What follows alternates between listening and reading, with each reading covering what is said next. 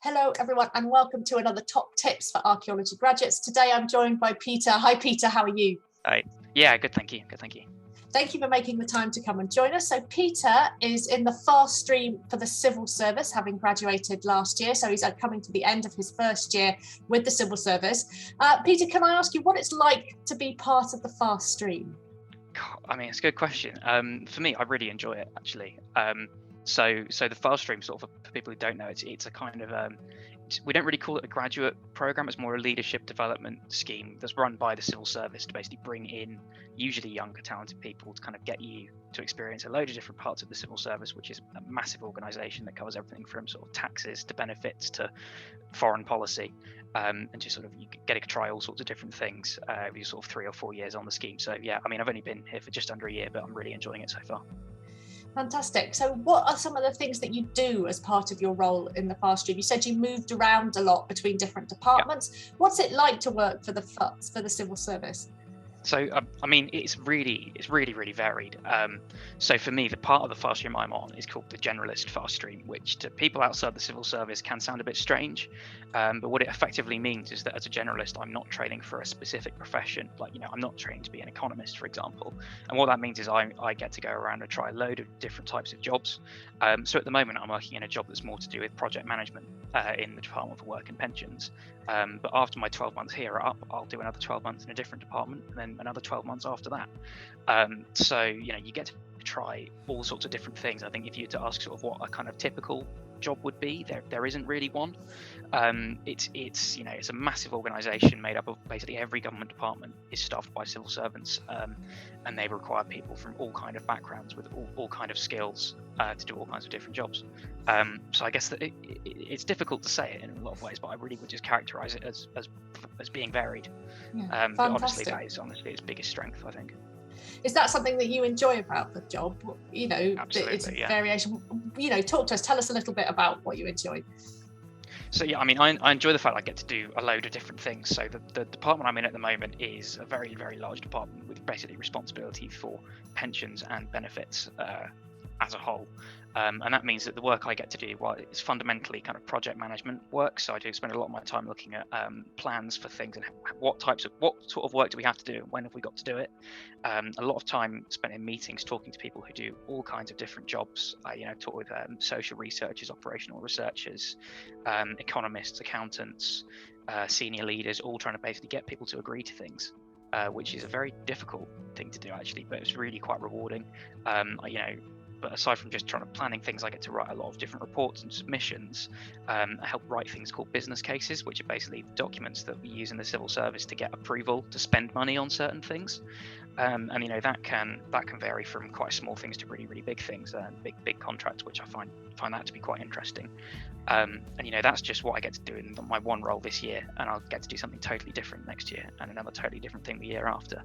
And then as a fast streamer, you also get about 5% of your time to spend working on something called a corporate objective, which is essentially things that don't really relate to your day job that often support diversity and inclusion or outreach to universities or all that kind of thing, which is a kind of really, really rewarding thing you get to do outside of the regular 9 to 5.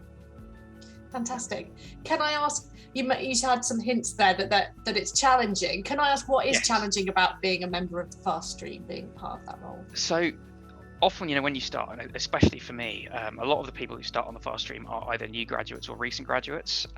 You come in at a level which is not quite entry level, it's a tiny little bit above that, so it's immediately quite a big step up, and you're expected to work, they call it stretch and challenge. You know, you're expected to have challenging work that stretches you and makes you feel a little bit out of your comfort zone. So you know, I get given things to do sometimes which I don't always feel comfortable in. I don't feel like I've got the knowledge and experience to do it, but the general kind of line is that if you feel comfortable in it, then you're not being challenged enough. And I think it's really just the sheer variety of stuff that gets thrown at you and the kind of expectation that you need to go and lead on a piece of work or get some agreement from far more experienced people than you to do something. Maybe it's in an area of work that they've been doing for 20 years and you've been doing it for a few months, and you're kind of trying to influence them and help them come to a decision that works for you and for your team, which I really enjoy that. But it is a very challenging scheme, because the expectation is that after your 3 or 4 years, depending on exactly the track that you take, you get a promotion to a relatively senior level. And you're expected to, at that point, be a kind of leader in your area of work, and you have responsibility not only for your work but for the team that works with you as well. So it's quite big shoes to fill quite fast.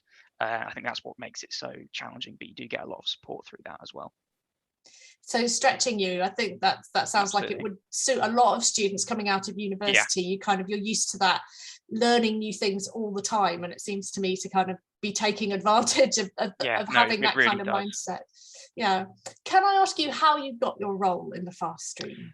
Yeah, so I guess I'll start kind of from the beginning with that, really, which is that I was in my second year doing my archaeology degree at York, and I kind of realised that I really liked it as a subject to study and academically, but I wasn't quite set on the idea of staying in archaeology as a career. So I thought I'd just have a little bit of a look around and see what other kinds of things I could do.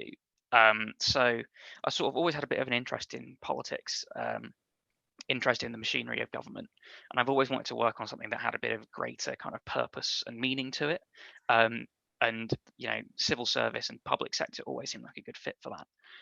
So I was just having a bit of a basically Google around to see what kind of graduate schemes there were out there, and I noticed that there was an event being run at the University of York by some, at the time, current fast streamers as a kind of outreach event, which I went along to one evening, and I thought it sounded really interesting, the work they got to do, and I just thought I'd put an application in, and didn't really think I had a great chance, but I thought I'd give it a go, and I guess here I am, really. Okay. It is a bit of a grueling application process in many ways, but that is kind of counterbalanced by the fact that it's not about your CV or about your experience or background. It's really about kind of the skills that you have and your potential to develop those. So it is quite a long application process. There's 2 rounds of online assessments, followed by a sort of pre-recorded video interview, and then a half-day assessment centre. And some schemes will have some extra tests in between the video interview and the assessment centre. And some others will have a final selection interview after the assessment centre as well. That whole process can last for about 4 or 5 months. And if you're applying while you're at university, often that is through quite a busy time as well. So it does require quite a big time commitment. But there's a lot of information out there, and a lot of information on the FastStream website, which I think we can provide a link to in the description for the video. But it's a tough process, but it is a really rewarding one in many ways. I think the only other thing to mention really about the application process is that it's really easy to request reasonable adjustments and that kind of thing, depending on your circumstances. If you apply under the Disability Confidence Scheme, for example, you get to miss one of the stages of the online test, which can be quite difficult for some people. And you can get other adjustments, such as time extensions to the timed elements. In many ways, it's quite similar to university in that respect, actually, and they're very accommodating and helpful.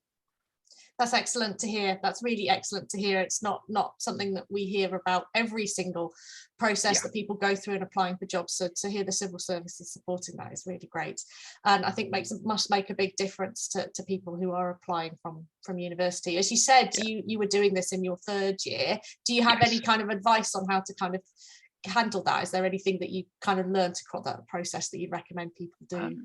I think the main thing I'd sort of say is that if you want to apply for something like a graduate scheme of any kind, really, you might have to be prepared to block out some time and kind of balance. Obviously, it's a very busy time in your studies, but also, you have to be prepared to put some time into to preparing for and taking various assessments.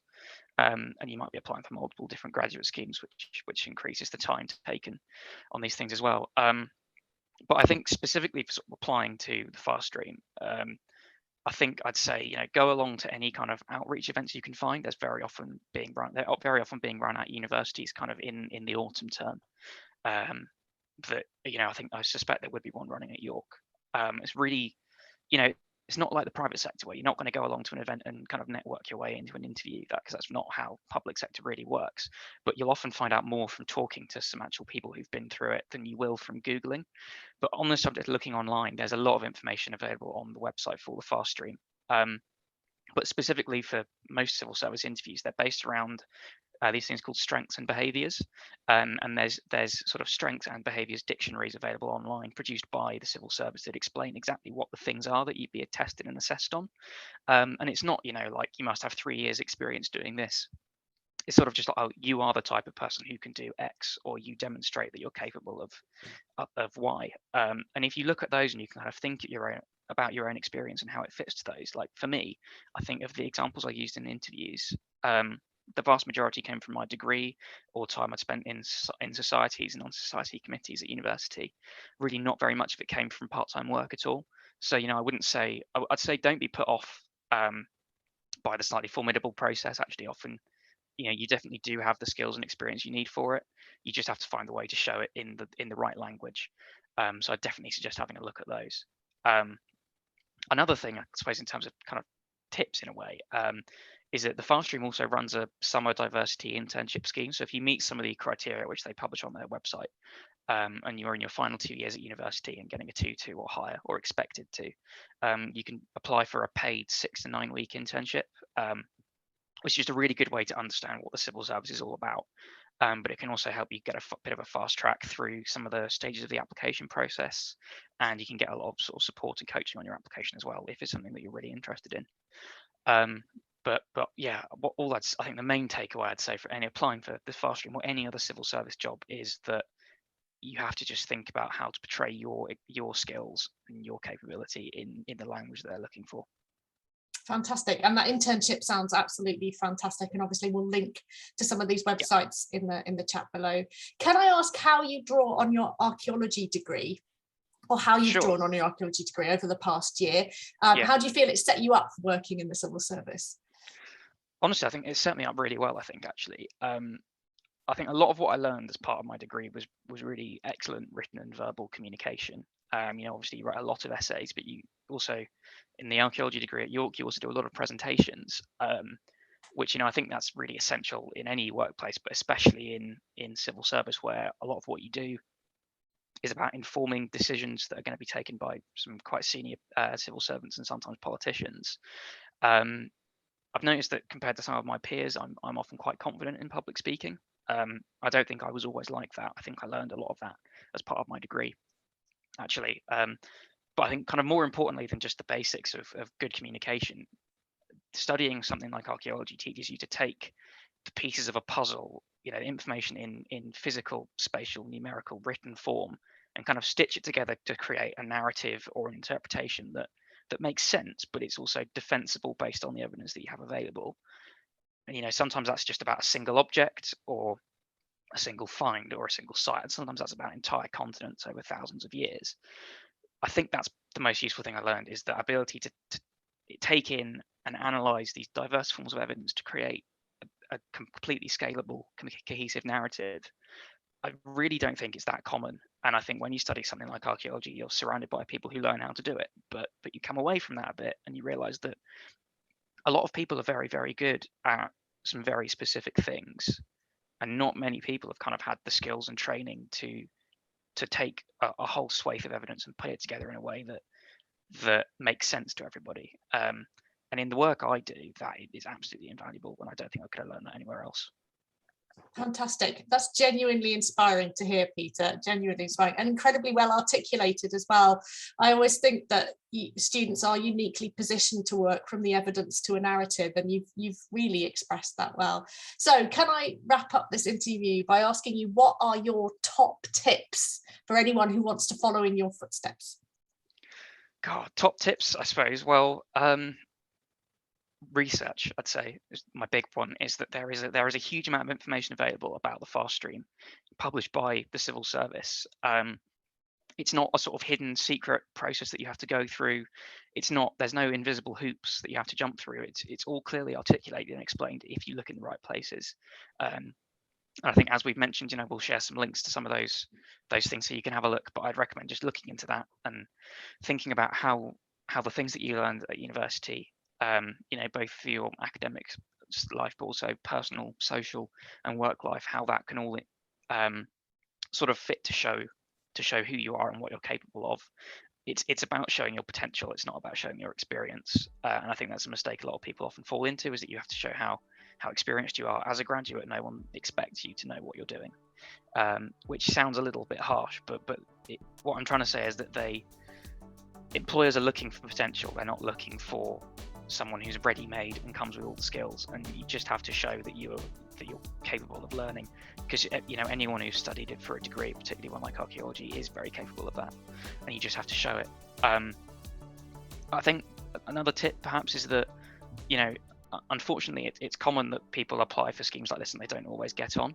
I'd say if you're looking for a career in the civil service, don't be set on applying for a graduate scheme, unless definitely give it a go.